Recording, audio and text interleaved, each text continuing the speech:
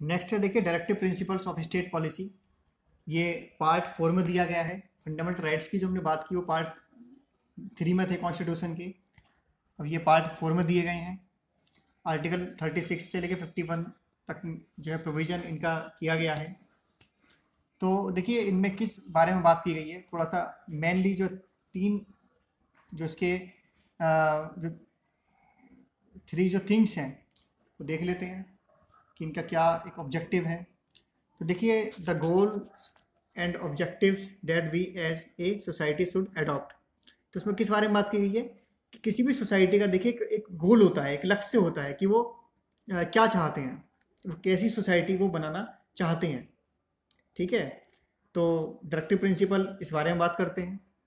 इसके अलावा certain rights that individual should enjoy apart from the fundamental rights. Fundamental rights तो दिए गए हैं हमें कॉन्स्टिट्यूशन में। ठीक है, वो कैसे हैं, वो नेगेटिव है। वो स्टेट को कुछ नहीं करने की बात करते हैं कि स्टेट हमारा जो फ्रीडम है, लिबर्टी है, जो हमारे राइट्स हैं, ठीक है, उनको इस तरीके से चोट नहीं पहुंचाएगा। तो उसमें स्टेट क्या क्या नहीं करेगा उसकी बात की गई है। वो नेगेटिविटी की बात करते हैं, लेकिन इसमें क्या है, इसमें पॉजिटिव की बात की गई है। स्टेट को करना चाहिए। ठीक है, तो कुछ जो राइट्स हैं, जो फंडामेंटल राइट्स के थ्रू हमको दिए गए हैं, वो सिविल राइट्स की बात करते हैं। ठीक है, तो इसके अलावा अगर हम कहें कि पॉलिटिकल एम्पावरमेंट की बात कहाँ की गई है, तो वो पार्ट 3 में की गई है। अगर हम कहें कि सोशल या की बात कहाँ की गई है, ठीक है, सोशल और कल्चरल की बात कॉन्स्टिट्यूशन में कहाँ की गई है, तो वो पार्ट 4 में की गई है।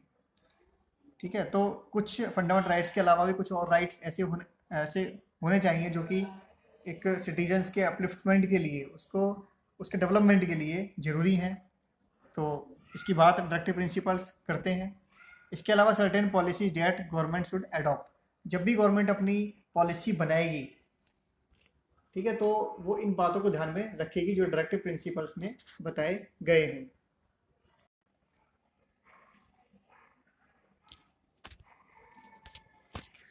देखिए कैरेक्टरिस्टिक्स ऑफ द डीपीएसपी, जो directive principle of state policy, राज्य के नीति निर्देशक सिद्धांत की जो विशेषताएं हैं, जिनके कैरेक्टरिस्टिक्स हैं, उनके बारे में थोड़ा बात कर लेते हैं। तो directive principles of state policy aims to create social and economic condition under which the citizens can lead a good life. तो ये किसकी बात करते हैं, ये बात करते हैं सोशल एंड इकोनॉमिक कंडीशंस की। ठीक है, अभी तक जो फंडामेंटल राइट्स हैं वो किसकी बात करते हैं, वो एक पॉलिटिकल जो राइट्स हैं, ये सिविल राइट्स हैं, वो उनकी बात करते हैं। ठीक है, अब डीपीएसपी जो है किसकी बात करते हैं, directive principle of state policy, ये सोशल और इकोनॉमिक कंडीशन बेटर बनाने की बात करते हैं। इसके अलावा they also aim to establish social and economic democracy through a welfare state. ठीक है, ये किसकी बात करते हैं, एक वेलफेयर स्टेट की बात करते हैं।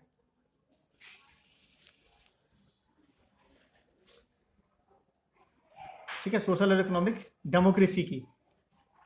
ठीक है, सिर्फ पॉलिटिकल डेमोक्रेसी नहीं होनी चाहिए कि हमको सिर्फ वोटिंग राइट्स मिल गया, हमको एक रिप्रेजेंटेटिव के तौर पर हम इलेक्शन फाइट कर सकते हैं, लेकिन हमारी इकोनॉमिक कंडीशन अगर ख़राब है तो हमारा वोट खरीदा भी जा सकता है। तो हमारा जो पॉलिटिकल राइट है, या हमको जो राइट टू स्पीच हमको दिया गया है, या हमको देश के किसी भी हिस्से में हम आ जा सकते हैं, घूमने फिरने की आज़ादी है, या हमको बहुत सारे इस तरीके के हमको जो राइट्स दिए गए हैं जिनके बारे में हमने बात की, वे सब बेकार हो जाते हैं अगर हमारी इकोनॉमिक कंडीशन हमारी अच्छी नहीं है, हमारा सोशली हम क्या कहते हैं बैकवर्ड स्थिति में है। तो ये सभी राइट्स जो है हमारे बेकार हो जाते हैं, जो फंडामेंटल राइट्स हमको दिए गए हैं। ठीक है, if laws are made to give effect to the directive principles over fundamental rights they shall not be invalid on the ground that they take away the fundamental rights. अगर कोई law ऐसा बनाया जाता है जो कि डायरेक्टिव प्रिंसिपल को apply करने के लिए बनाया गया है और वो फंडामेंटल राइट का वायलेशन करता है, तो उसको इनवैलिड नहीं किया जाना चाहिए। ठीक है, ये भी बात की गई है, काफ़ी बहस का विषय रहा है। शुरुआत में जो गोलकनाथ का मामला था या तो उसमें सुप्रीम कोर्ट के द्वारा ये कहा गया था कि फंडामेंटल राइट्स को उनमें यहाँ पर माना गया था। बाद में जो है केशवानंद भारती केस में, मिनरवा मिल्स केस में, इनमें डायरेक्टिव प्रिंसिपल्स को अप्लाई करने की बात कही गई थी। तो ये काफ़ी जो है क्राइसिस रहा था काफ़ी लंबे टाइम। तो इसके अलावा directive principles are not justiciable right of the people.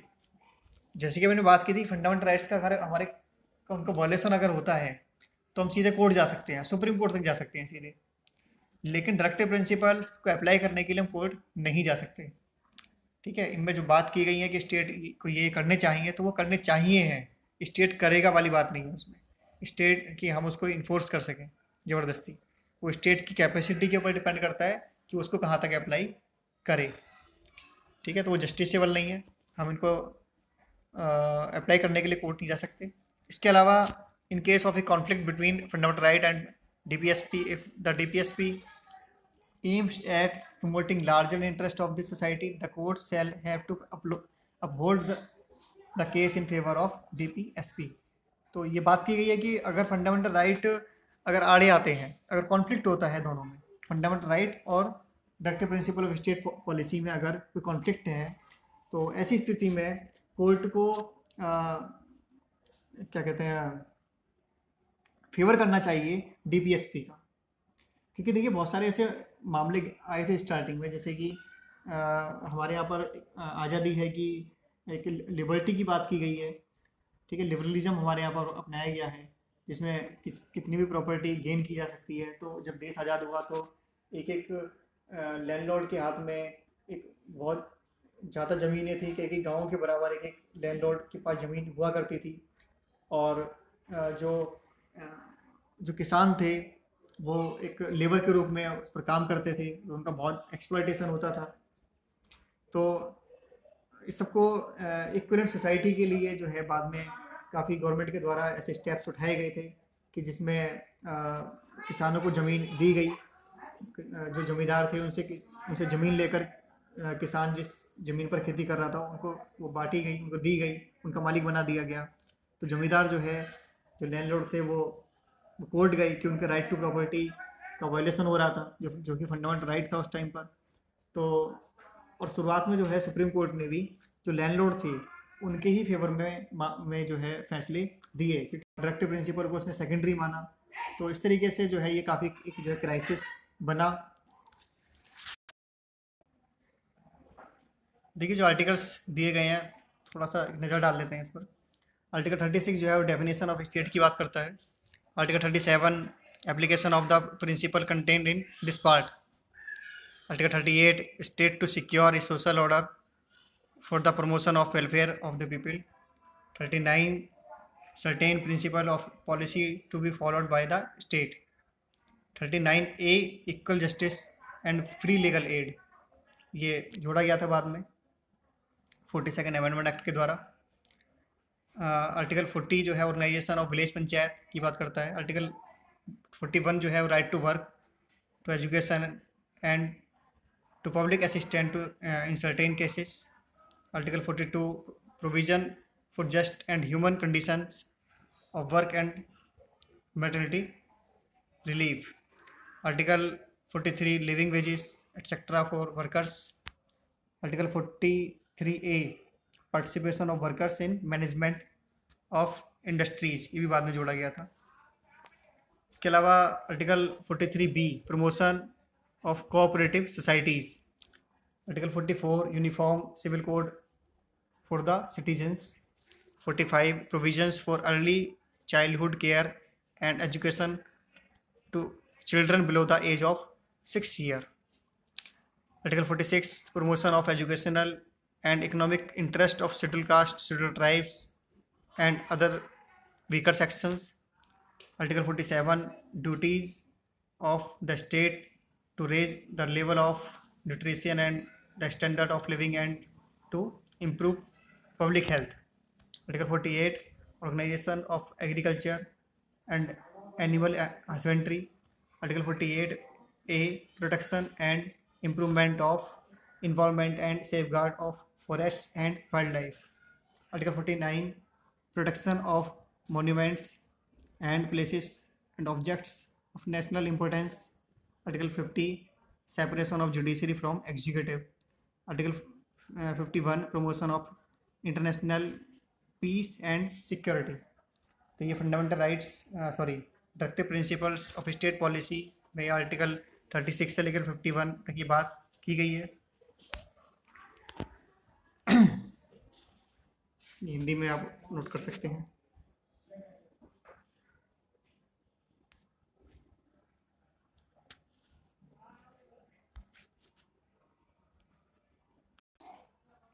तो देखिए इसका थोड़ा कंपैरिजन कर लेते हैं।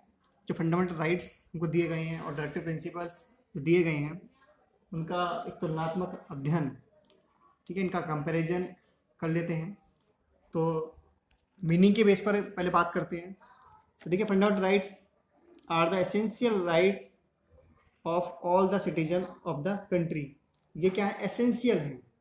इनके बिना किसी भी सिटीजन का डेवलपमेंट नहीं हो सकता है। इतने एसेंशियल हैं कि हर नागरिक के लिए ज़रूरी है ताकि उसका मेंटल, उसका फिजिकल, सोशल उसका डेवलपमेंट हो सके, ठीक है, ये बहुत ज़रूरी है। इसके अलावा डायरेक्टिव प्रिंसिपल क्या है? वो गाइडलाइंस हैं कि जब भी स्टेट कोई पॉलिसी बनाएगा, कोई लॉ बनाएगा तो उसको स्टेट जो है इम्प्लीमेंट करने का काम करेगा। तो ये एक गाइडलाइंस का काम करते हैं। जो फंडामेंटल राइट्स हैं, डायरेक्टिव प्रिंसिपल हैं। और फंडामेंटल राइट्स क्या है? वो एसेंशियल हैं। इसके अलावा डिफाइंड की अगर बात करें तो जो फंडामेंटल राइट है वो पार्ट 3 में दिए गए हैं कॉन्स्टिट्यूशन के, और जो directive principle of state policy है वो पार्ट 4 में दिए गए हैं, ठीक है। इसके अलावा नेचर की अगर हम बात करें तो फंडामेंटल राइट कैसे हैं? वो नेगेटिव नेचर के हैं, और डायरेक्टिव प्रिंसिपल कैसे हैं? वो पॉजिटिव नेचर के हैं। फंडामेंटल राइट जो है वो नेगेटिव नेचर के क्यों हैं? जैसे कि इसमें ये कहा गया है, इसमें जो बातें की गई हैं वो नकारात्मक वाली बात की गई है, नेगेटिविटी की बात की गई है कि स्टेट जो है इन कामों को नहीं करेगा। मीन्स वो किसी तरीके का डिस्क्रिमिनेशन किसी भी सिटीजन्स के साथ नहीं करेगा। जब वो जैसे कि राइट टू अपॉर्चुनिटी है, जब वो जॉब दे रहा होगा, ठीक है, जब जॉब का डिस्ट्रीब्यूशन कर रहा होगा स्टेट, तो उसमें किसी भी तरीके का भेदभाव नहीं करेगा। या जैसे कि कोई अपने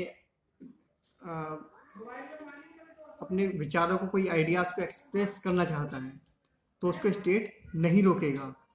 कोई सिटीजन कोई अपना एसोसिएशन बनाना चाहता है तो स्टेट उसको नहीं रोकेगा। या असेंबल होना चाहता है, अपने विचारों को रखना चाहता है, सभा करना चाहता है और लोगों को इकट्ठा करना चाहता है तो उसके लिए भी स्टेट नहीं रोकेगा उसको, ठीक है। इसके अलावा जैसे कि ऑक्यूपेशन की बात हमने की, या कोई अपने धार्मिक मामलों को बढ़ावा देना चाहता है तब भी स्टेट उसको नहीं रोकेगा, ठीक है, उस पर टैक्स नहीं लगाएगा। मतलब इसमें नहीं वाली बात की गई है कि स्टेट ये इन कामों को नहीं करेगा, ताकि उस पर किसी तरीके का अगर रिस्ट्रिक्शन लगाएगा स्टेट तो इससे क्या होगा? उस सिटीजन्स का जो डेवलपमेंट है, ठीक है, वो नहीं हो पाएगा। तो ये एसेंशियल है और ये नेगेटिव है नेचर में। और ये जो है क्या है?